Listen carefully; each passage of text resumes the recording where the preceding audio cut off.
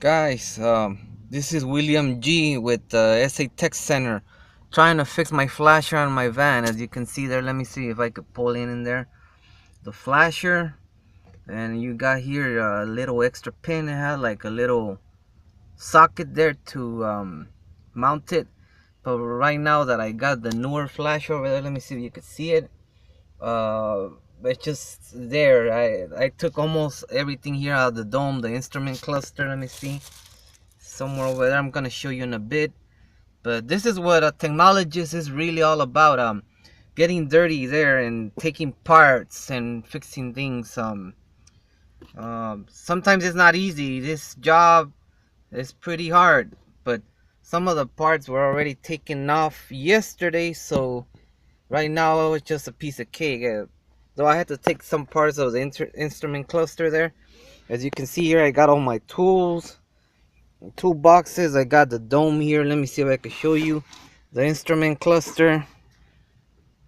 Not easy job, as you can see, but I'm gonna save a lot of money if I'm able to pull it off. So I heard, I seen on the internet and Google that this job is almost about $100, $150 that you pay somebody. Of course, if you could do that, I would recommend it because this is hard work. But then again, if you're like me that you can't spare those $150, you could use them for something else. Then try it yourself. I mean, the worst thing that could happen is not work, but I'm confident it will work. So let's just hope that was the problem from the start, and it's not something else. But yesterday I was trying to do my left flasher, and it was buzzing. So I concluded that it was the flasher. This is still the original Toyota one. At least if it's not the original one, it's a genuine part. But I got a replacement over there. If you guys want to know more about this, I'll be happy to elaborate. But right now I'm about to wrap this up. I'm gonna put the battery back in and see if it's gonna work. If it flashes and everything's okay, then I did a good job. So again, this is hard work, but it'll pay off at the end. So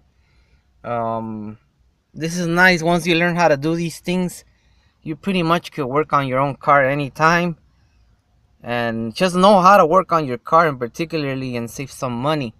So there's also here that my door panel for some reason got stuck. I'm gonna have to work on that. So again, that's just money, money, money in my pocket. I don't have to be paying somebody or begging them to make an appointment. If you could do things yourself and do them right and save some money, then pretty much you're the man or the lady or whatever.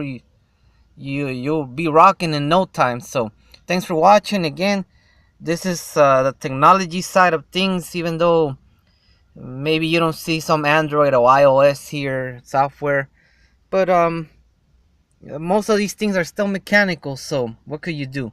Thanks for watching, and we'll see you later.